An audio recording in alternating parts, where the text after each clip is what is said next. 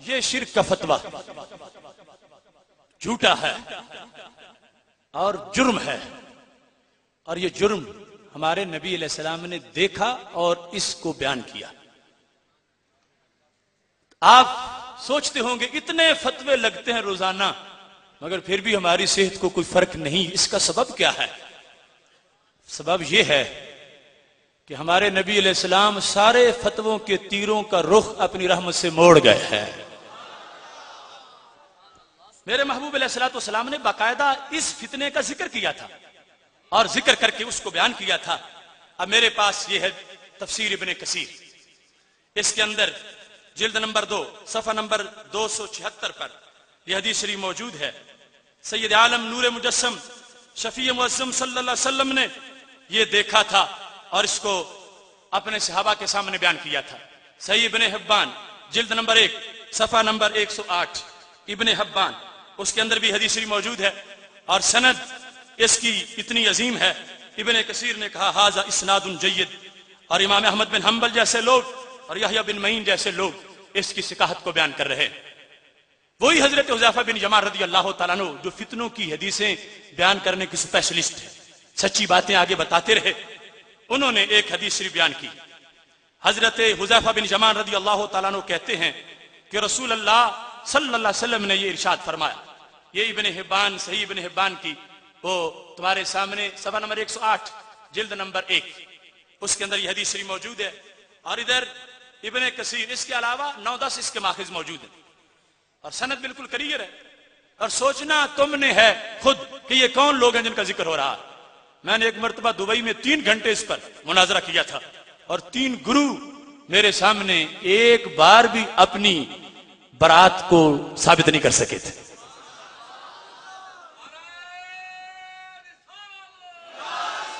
جامع مسجد سفیان ثوری میں وہاں اس حقیقت کو واضح کیا گیا۔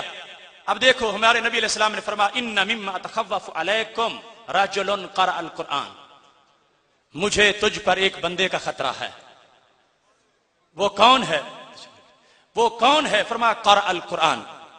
اب لفظ قرأ اگرچہ ماضی کا ہے، حضرت تشریف رکھیں، لفظ قرأ اگرچہ ماضی کا ہے مگر چونکہ پہلے مستقبل کے لیے بات آ گئی، خوف ہوتا ہے مستقبل کا، اس واسطے ہر لفظ کا معنی مستقبل میں کیا جائے۔ کچھ لوگوں نے ابن کثیر کا ترجمہ کرتے وقت بڑی ڈنڈی ماری ہے، اور وہ چوری میرے استاذ محترم حضرت مولانا مفتی ظہور احمد جلالی صاحب نے پکڑی ہوئی ہے۔ وہ کہتے ہیں ایک بندہ تھا جس نے قرآن پڑھا تھا۔ میں کہتا ہوں وہ قرآن کون سا تھا جو اس سے پہلے نازل ہوا تھا؟ جس نے قرآن پڑھا تھا پہلے، قرآن نازل سرکار کے زمانے میں، وہ پہلے کون پڑھ گیا تھا؟ میرے نبی علیہ السلام فرماتے ہیں ان مما تخوف علیکم رجل قرأ القرآن، مجھے تم پر ایک بندے کا خطرہ ہے۔ کون ہوگا؟ گرنتھ کا مبلغ نہیں ہوگا، تورات ہاتھ میں نہیں ہوگی، زبور ہاتھ میں نہیں ہوگی، انجیل ہاتھ میں نہیں ہوگی، قرآن ہاتھ میں ہوگا۔ حتی اذا رؤیت بہجۃ علیہ وکان رداؤہ الاسلام، ظاہری رونق ایک مرتبہ اس پہ نظر آئے اور چادر اسلام والی ہوگی، اسلام کی چادر اوڑھ کے قرآن ہاتھ میں لے کر ایک بندہ آئے گا، مگر ہے اتنا درندہ، سرکار فرماتے ہیں مجھے اس کا خطرہ ہے امت پر۔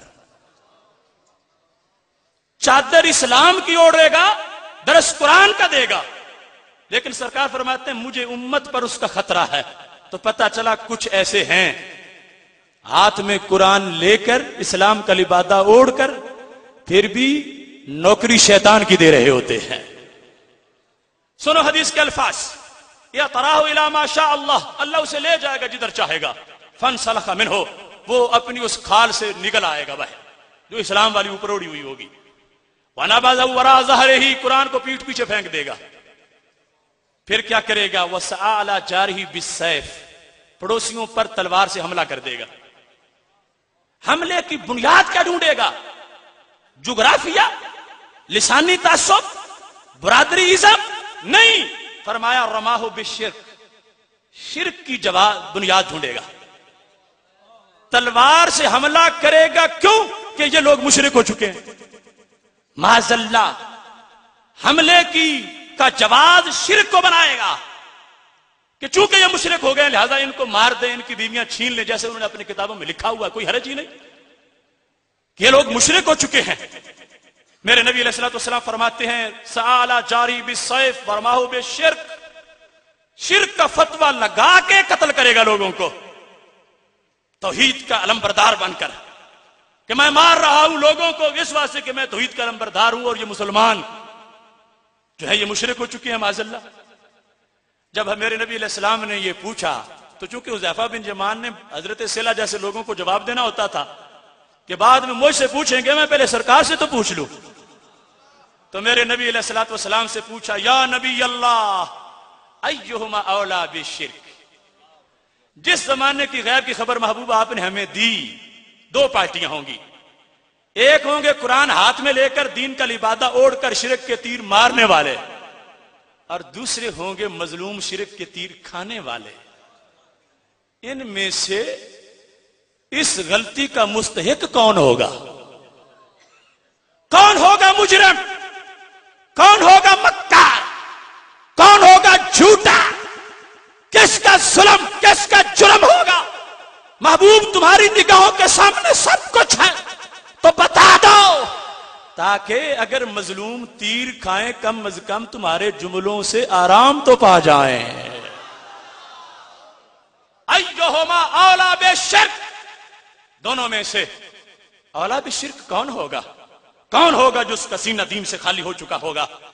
تیر مارنے والا یا تیر کھانے والا؟ جواب سننا، میرے نبی علیہ السلام کی زبان بولی قال بل الرامی، بل الرامی، سارے بولو بل الرامی، فرمایا وہی جس نے ہاتھ میں قرآن پکڑا، اسلام کا لبادہ اوڑھا، پھر شرک کو بیس بنا کے قریبیوں پہ تلوار سے حملہ کیا۔ میرے نبی علیہ السلام فرما رہے ہیں شرک کے تین کھانے والے مجرم نہیں، مارنے والا مجرم ہوگا۔ جواب دے کوئی اس کا؟ جھوٹ تھا وہ فتویٰ شرک کا جس کی بنیاد پر 60,000 طائف کے مسلمان شہید کیے گئے۔ جھوٹ تھا وہ فتویٰ شرک کا جس کی بنیاد پر مدینہ شریف کے لاکھ مسلمان یا رسول اللہ کہنے والے شہید کیے گئے۔ جھوٹ تھا وہ فتویٰ شرک کا جس سے کعبہ اور مکہ شریف کے رہنے والے لوگوں کو قتل عام کیا گیا۔ میرے نبی علیہ الصلوۃ والسلام نے فیصلہ کر دیا، اور اگر تاریخ ڈھونڈو، رب کی قسم کھا کے کہتا ہوں ایک بندے کے سوا جو ان کی تحریک کا بانی ہے، پوری تاریخ میں کسی پر یہ علامتیں سچی نہیں آئیں گی۔ ہاتھ میں قرآن، اسلام کا لباس، شرک کا فتویٰ لگا کے قتل عام۔ قتل عام میں آپ ہٹلر کا نام لے سکتے تھے، مگر وہ شرک کا فتویٰ لگا کے نہیں کر رہا تھا۔ یہ ساری علامتیں چیلے اپنے گرو میں دیکھیں اور ہمیں جواب دیں۔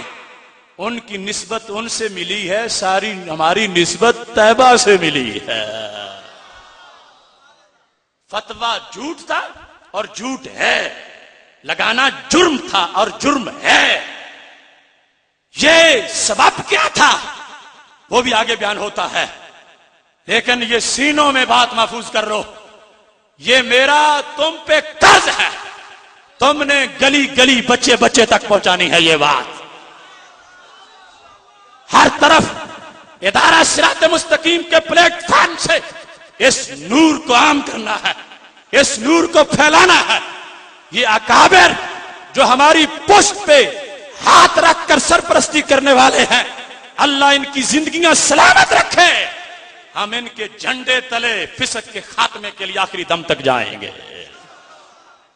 اب یہاں پر جس وقت یہ بات بیان ہو گئی، اس میں میں اس ظلم پر ان کے اپنے بھی بول اٹھے۔ ہدیۃ المہدی وحید الزمان کی کتاب ہے، اس کے اندر اس نے یہ واضح لکھ دیا، آج اگر یہ کہہ دیں وہ ہمارا نہیں تو پھر ان کی مرضی ہے، لوگ ویسے اپنے باپ بدلتے نہیں ہوتے۔ ہندوستان میں اہل حدیث کی علمی خدمات کتاب اٹھا کے دیکھ لو، کہا گیا ہمارے وحید الزمان نے سیاستہ کے ترجمے کیے، جب ترجمے کر کے فخر کرنے کی بات ہو پھر تو ان کا ہو، اور جب انہیں رینچ ڈال کے مروڑے پھر کسی اور کا بن جائے، ایسا نہیں ہو سکتا۔ یاد رکھیں حقیقت پر ان الکذوب قد یصدق، بڑا جھوٹا بھی کبھی سچ بول جاتا ہے. یہ ہدیۃ المہدی میرے ہاتھ میں موجود ہے. اس کے اندر رونا آ گیا وحید الزمان کو اور اس نے یہ بات لکھ دی. یہ صفحہ نمبر 26 ہے. شدد بعض اخواننا من المتاخرین، کہتا ہے ہمارے کچھ متاخرین لوگوں نے شدت کی ہے فی امر شرک، شرک کے مسئلے میں. کیا شدت کی ہے؟ وَضَيَّقَ دَائِرَةَ الْإِسْلَامِ، ہمارے کچھ لوگوں نے اسلام کا دائرہ تنگ کر دیا ہے. اسلام کی لکیر سے دھکے مار مار کے قوم کو نکال دیا، آؤٹ کر دیا اسلام کی گراؤنڈ سے. اور شرک کے فتوے میں انہوں نے تشدد کیا ہے. یہ نیچے انہوں نے لکھا ہے حاشیے پر. یہ کون تھا جس نے دھکے مار کے مومنوں کو اسلام کی گراؤنڈ سے نکالا اور تنگ کیا دائرہ؟ یہ میں نہیں کہہ رہا، وہ لکھ رہے ہیں. وہ شیخ عبد الوہاب، وہ اگرچہ اس کا نام محمد بن عبد الوہاب ہے، یہاں انہوں نے لکھ دیا. تو پتہ چلا خود گھر والوں کو بھی اس ظلم پر شرمندگی ہوئی اور یہ لکھنے پہ مجبور ہوئے. شدد بعض اخواننا من المشرکین فی امر الشرک وضیق دائرۃ الاسلام، اسلام کا دائرہ ان لوگوں نے تنگ کر دیا اور شدت کی ہے. اور کہا ہے کہ شدت کیا ہے، کہ انہوں نے یہ کہا کہ اگر کوئی مجازن بھی اولیاء اللہ کو مددگار مانے تو یہ لوگ مشرک قرار دیتے ہیں. وحید الزمان نے کہا، وہ کہتے ہیں من یعتقد ذلک فهو مشرک، جو کہے اللہ کے ولی اللہ کی عطا سے مدد کرتے ہیں، کہتے ہیں پھر بھی شرک ہے. وحید الزمان کہنے لگا وہذا الکلام غیر صحیح، اللہ کے ولیوں کو مجازن مددگار ماننے پر شرک کا فتویٰ غلط ہے. کیوں؟ لکھا ہے، کہتا ہے بدر میں فرشتے جب مدد کر گئے تھے کچھ نہیں ہوا تھا، ولی کر جائیں پھر بھی کچھ نہیں ہوگا. ہدیۃ المہدی اس کے اندر اس ظالمانہ فتوے کے لیے اس نے لکھ دیا. اور جس چیز کو شرک بنا کر یہ لوگ پیش کر رہے تھے اس چیز کے لحاظ سے واضح طور پر اس نے یہ بتایا کہ یہ امر جس کو ان لوگوں نے اتنا بڑا ہوا بنا رکھا ہے اور یہ چیز اس کے لحاظ سے بیان کر رہے ہیں، اس کا حقیقت سے کوئی تعلق نہیں ہے، بلکہ یہ ایسی چیز ہے جو انہوں نے اپنے گھر سے بنا رکھی ہے.